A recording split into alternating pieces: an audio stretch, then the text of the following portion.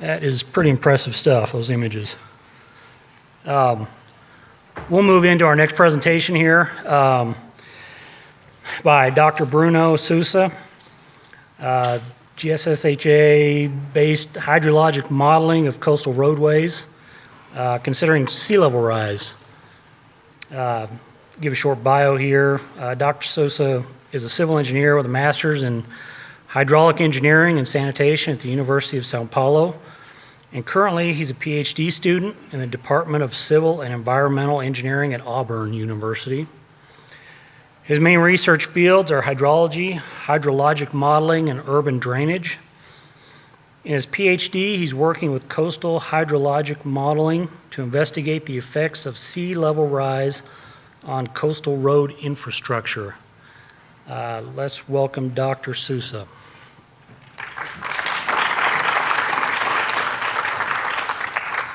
Well, hi everyone. Thank you for staying here. I'm not a doctor yet, but thank you.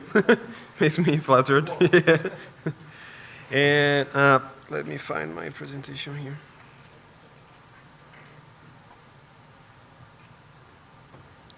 This is different.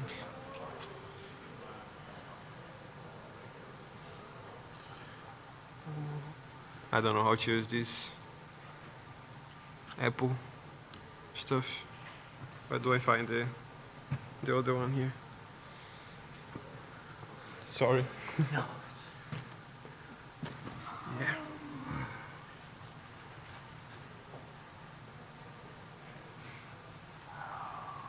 It's different. Yeah, I don't work with. Me too. Oh yeah. Okay. That's it. Thank you. Yep.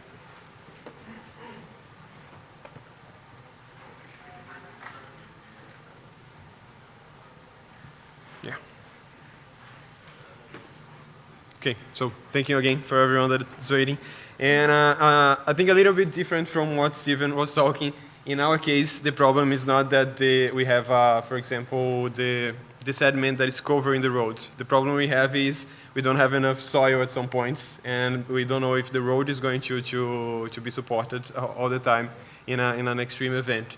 And I started with this slide to give an idea of why we're doing this research. You can see one of the roads close to the AL 180 that I'm going to talk about later that is flooded. We have erosion in that point, and we have also one of our we are worried about in this project is this one, for example. We don't know how the road is going to behave with this level because this is 5 hours after the rain. So the water table is probably very high yet. So we don't know how the pavement is going to behave in this situation. Then we are going to study that as well. So I'm sorry again also because in your program you have the GSHHA with the wrong name. But we are trying to put together a hydrological model, very detailed hydrological model, because the basins we are studying are very small.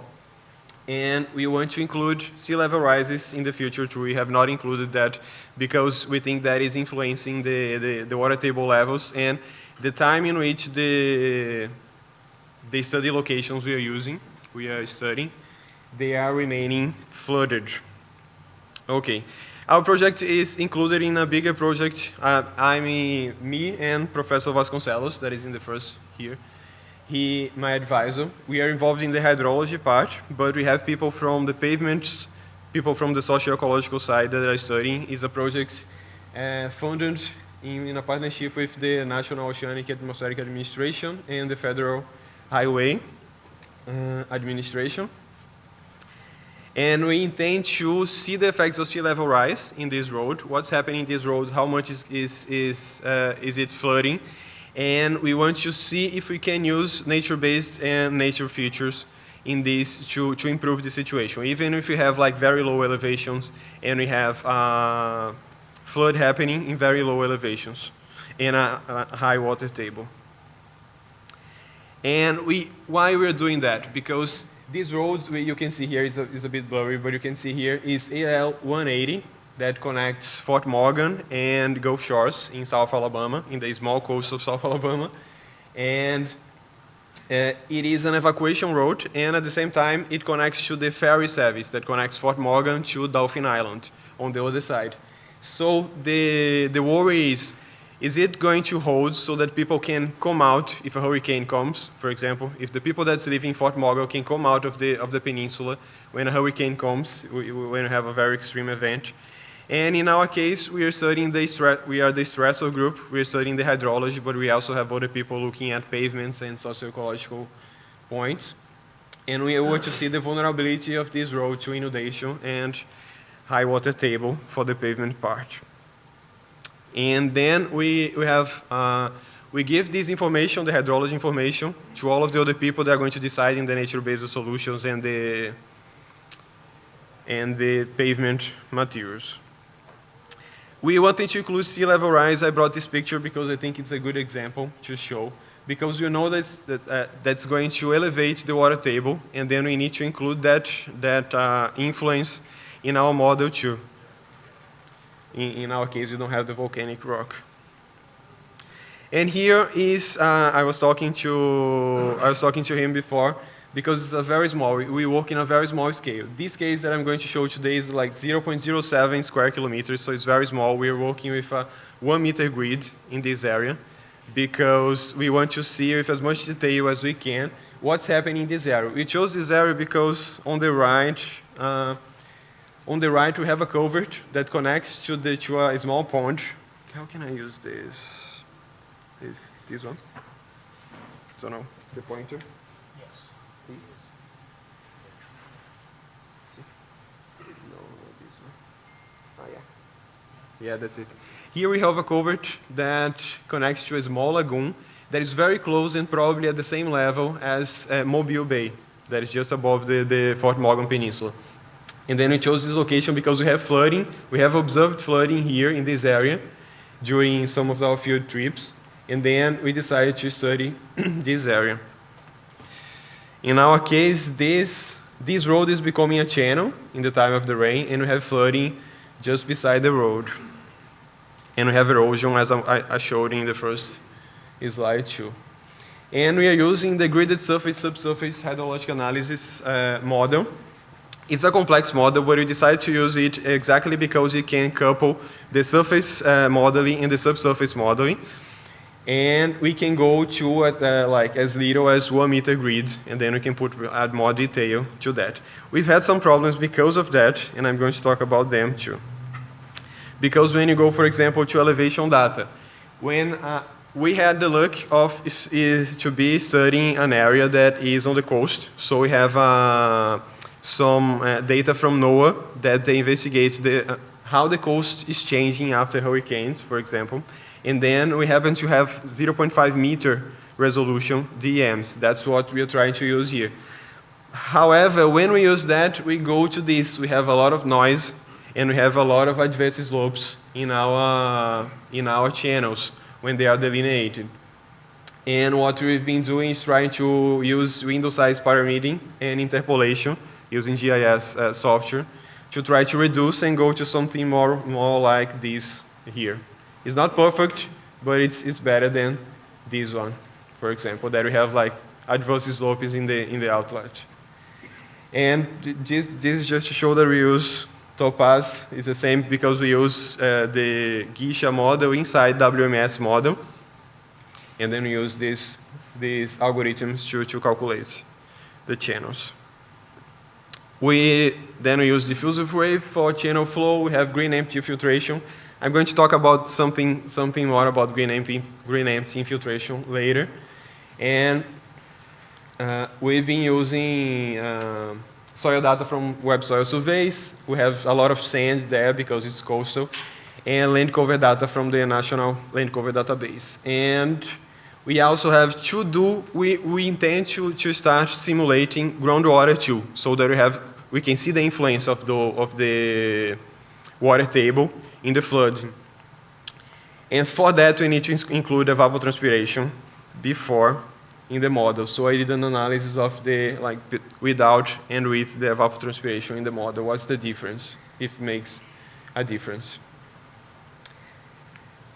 We have some monitoring Also that we want to use later for calibration. We have some level loggers that we are measuring atmospheric pressure and measuring water level in some of the channels or something that is close to our outlet that we can see some water level.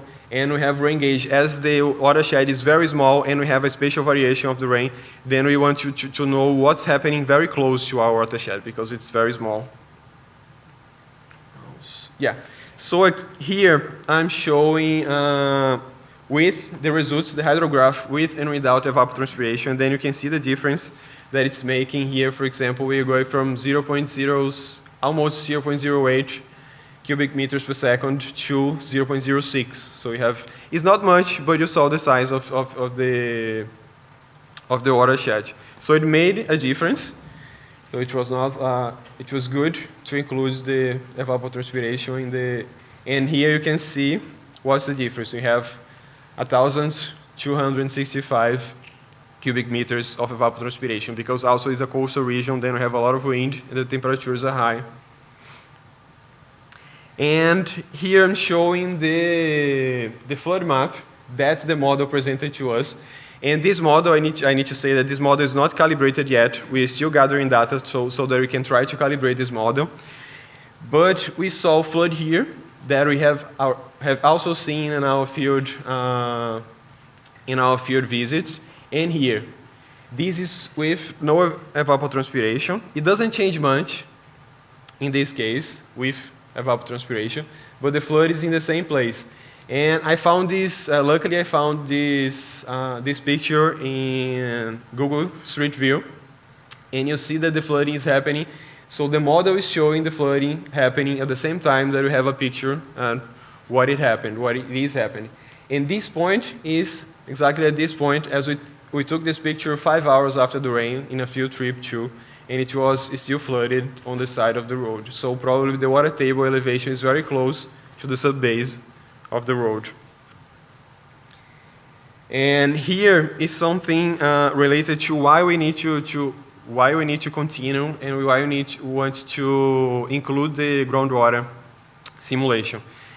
Here you can see that according to the modeling, without the groundwater simulation and using green amps infiltration, we have the flooding finishing 5 hours. But we believe that that's not happening because of the water table elevation.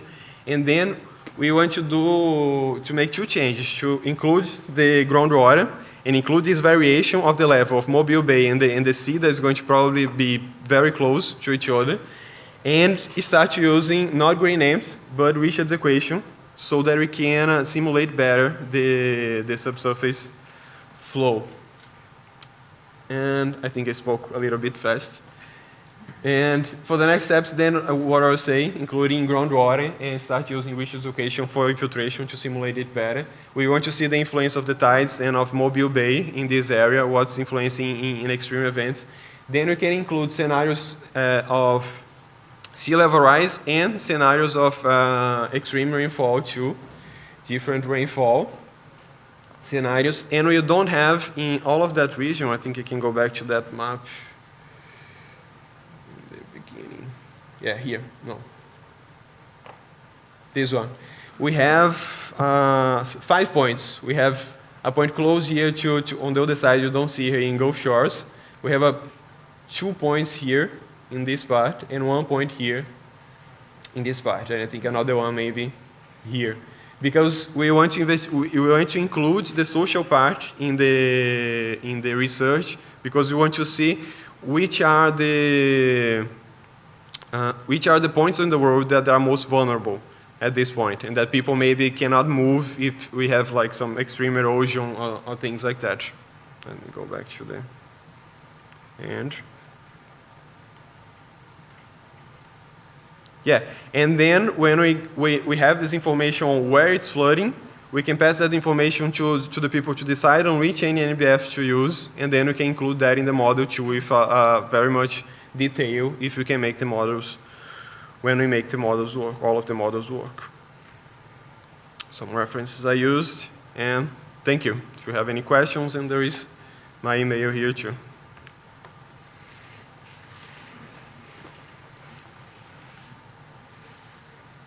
questions?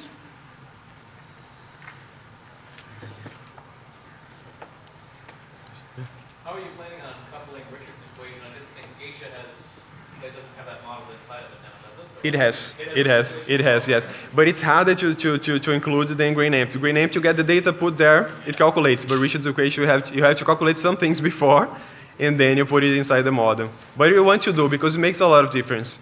I think it's going to make a lot of difference. But including in groundwater, I think it's going to make more difference than Richard's equation. Richard's equation is going to be better, because then we can see how long the water table is going to stay at that point, for example. Then we can see that, because we can see the subsurface. Yeah. Let's give Bruno a hand. Thank you. Thank you.